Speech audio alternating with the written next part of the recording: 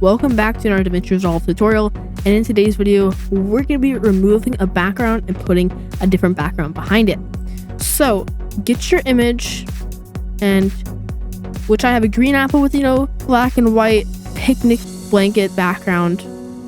Go to edit page, open in Fusion. So we have this here. First thing I'm going to add is a 3D here and an ellipse because of reasons you'll see. So make sure you'll drag it into your viewer, and this one you select everything you want to be removed, and the white will be what's still there. That's pretty good. And if you messed up, you do the most you can again with this. I think that's pretty good.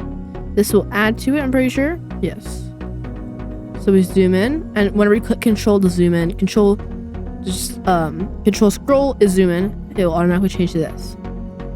So if you're being really fine, just go around the edges, select what you want.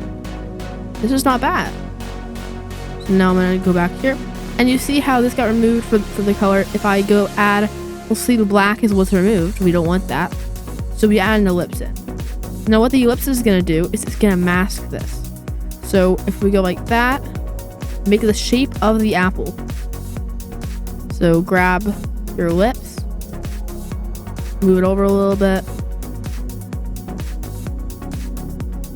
and I'm just gonna get the entire part as much as I can without going too far out.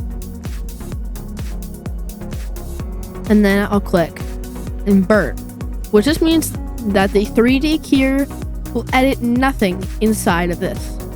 So our final is this, and a simple way to add something to its background, going to the edit page, drag that up to video 2, put this there, give it a little zoom.